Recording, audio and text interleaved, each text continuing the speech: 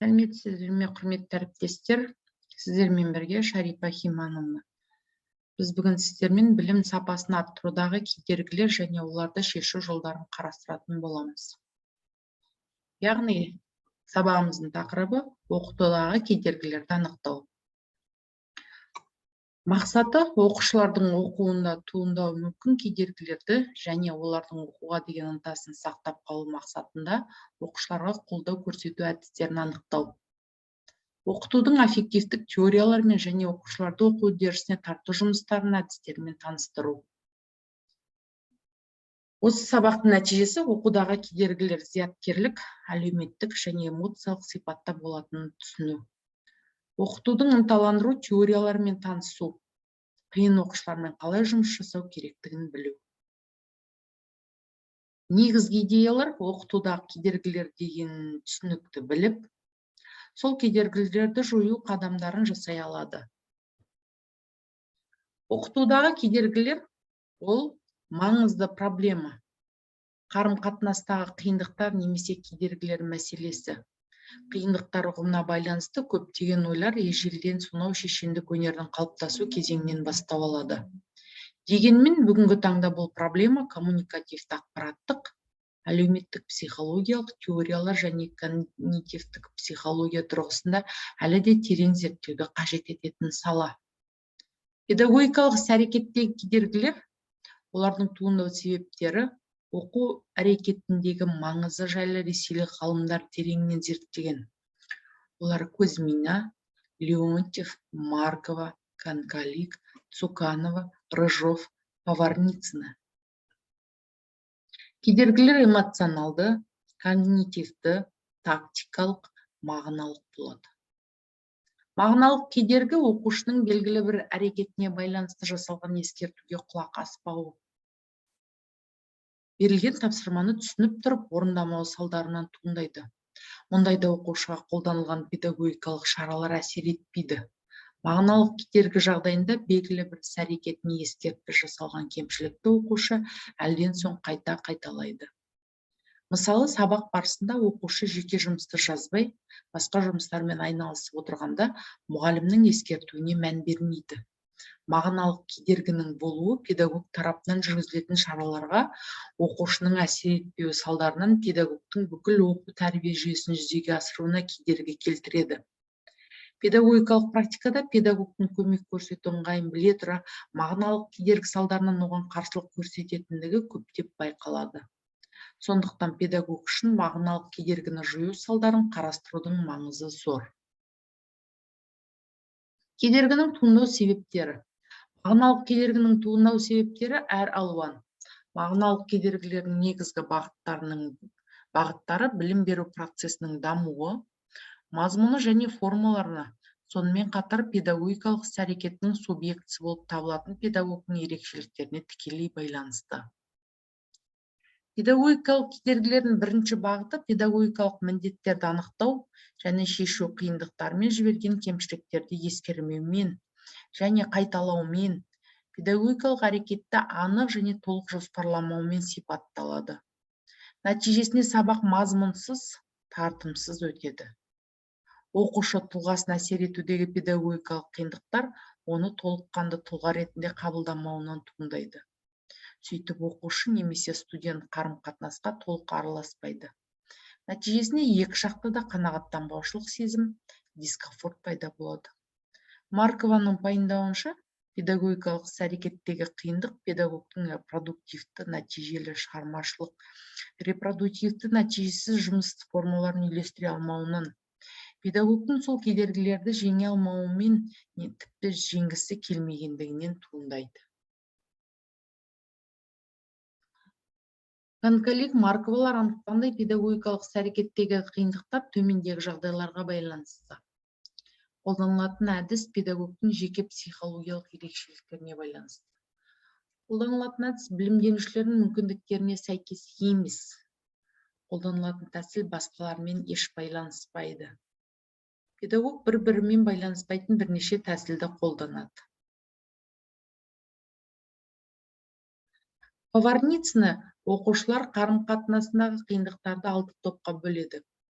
Бірінші топтағы қиындықтар оқушылардың өзін қалай ұстауды, не айтуды керектігін білмеу салдарынан туындайды.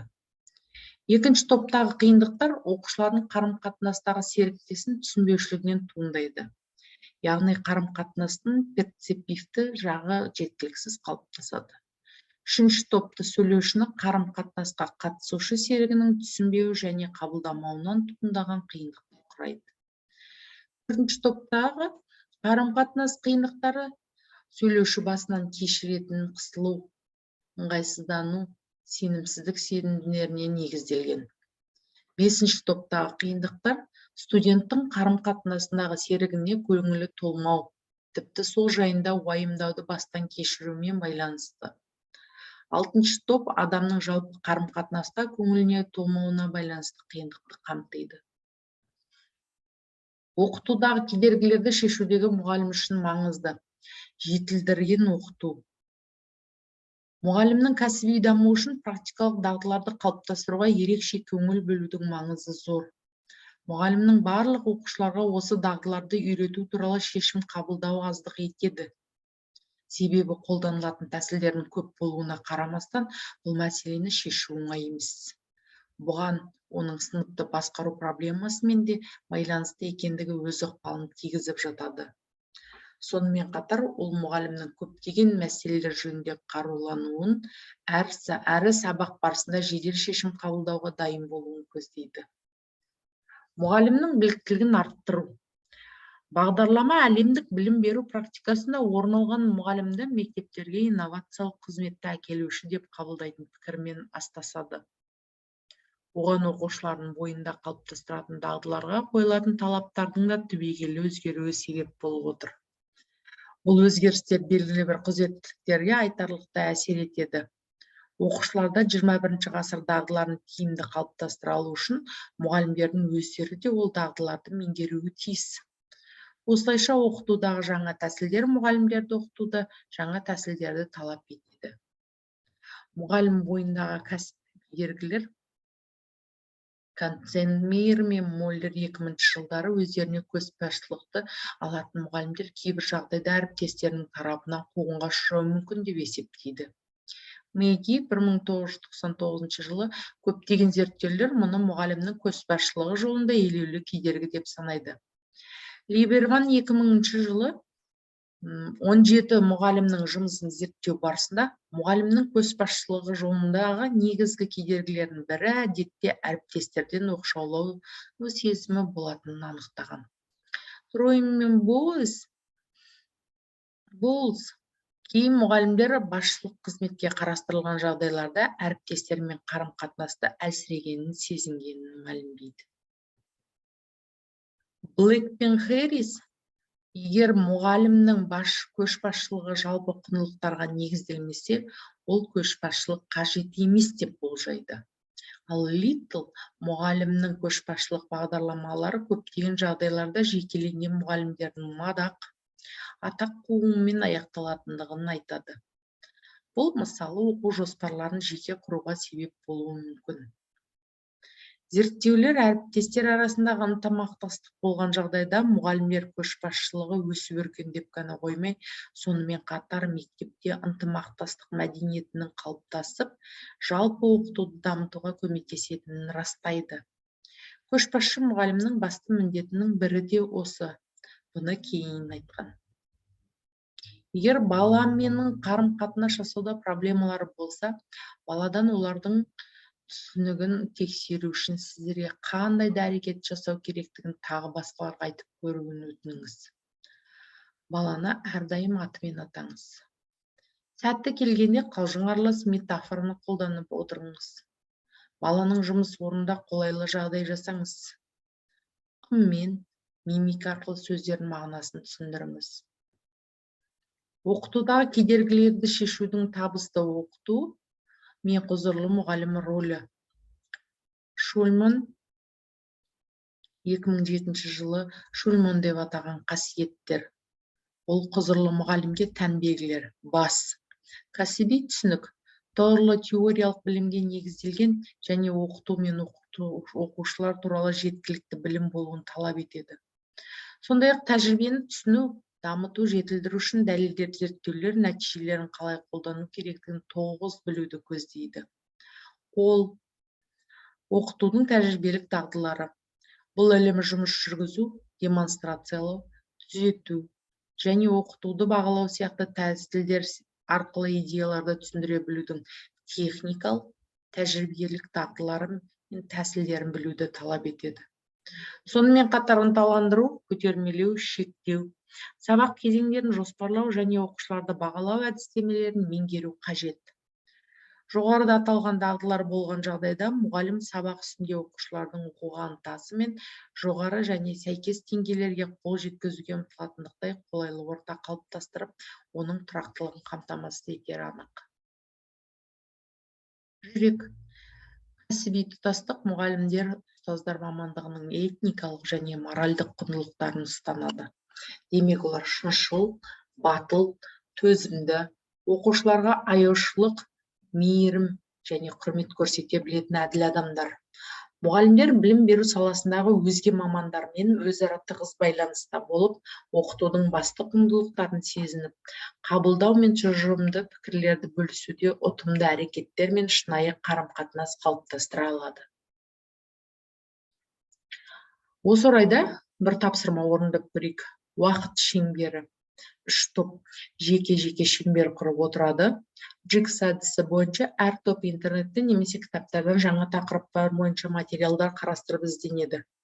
Топ болып талқылау арқылы жаңа сабақты түсіндіреді. Екінші тапсырма. Әр топқа жаңа сабақты талқылау үшін тапсырмалар беріледі. Талқылаудан кейін оқушыларға түстер беріліп, тиісінше түстер бойынша қайтадан топқа бөледі. Жаңа топтар бастапқы топ қатысушылардан тұрады. Кейін оқушылар топта не талқылағанын айту үшін қайта оралады. Бұл одан ора талқылауға түрткі болады. Екінші тапсырма бойынша талқылау сұрақтары: білім сапасын арттыруда оқушылар тарапынан кездесетін кедергілер және олардан шығу жолдары. Әр кедергіге 2 шығу жолын айту керек. Екінші топқа ата-аналар тарапынан қандай кедергілер бар, оларды қалай жоюға болады. Үшінші топ мұғалім тарапынан кездесетін кедергілер мен олардан шығу жолдарын атап көрсету.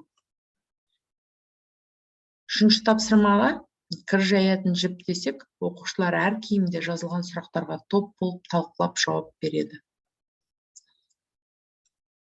Сергіту сәтіне есте қалған қызықты оқиғаны айтуға болады. Топ дөңгеленіп отырып, қатысушыларға доп береді. Допты бір-біріне кезектесіп беріп, есте қалған қызықты оқиғаларды айтады. Мен саған сенемін. Жұп құрып, бір-біріне мен саған сенемін, өйткені сен жақсы адамсың деп айтады. Алып қадамдар болды. Әр топтан топ басшысы тақтаға шығады. Топ басшыларына жауабымен берілген сұрақтар қойылады. Егер оқушы сұраққа иә деп жауап берсе, алға бір адам жасайды. Егер жауап жоқ болса, артқа, ал білмесе, орнынан қозғалмайды.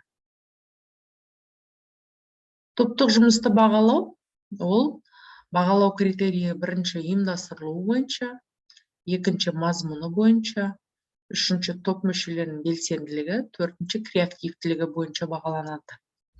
Яғни бірінші топтың жұмысы жоғары деңгейде ұйымдастырылған, екінші топтың жұмысы орташа деңгейде ұйымдастырылған, үшіншіде топ жұмысының ұйымдастырылуы жеткіліксіз. Мазмұны бойынша тақырып ашылған, мәлімет жан-жақты берілген. Немесе мәлімет жан-жақты берілген, бірақ дұрыс үйлестірілмеген. Немесе мәлімет бір жақты ғана берілген. Топ мүшелерінің белсенділігі бойынша топ мүшелері түгел қатысады, топ мүшелерінің жартысы ғана қатысады, топ мүшелерінің бірері ғана белсенді қатысады. Креативтілігі: шығармашылығы жоғары деңгейде, шығармашылығы орта деңгейде, шығармашылығы жеткіліксіз. Өзін-өзі бағалау үшін топтық жұмыста жаңа ой пікір ұсындым, басқа топ мүшелерінің көмегін пайдаландым, талдау жасап қорытындылауға қатыстым, топ мүшелеріне көмек көрсеттім. Яғни ол жұмыс барысында әрқашан болуы мүмкін, кейде немесе ешқашан. Соңында рефлексиядағы оқушыларға стикер таратылады. Жаңа тақырыпты игеруіне байланысты өз ойларын жазып тақтаға жапсырады. Назарларыңызға рахмет. Сау болыңыздар.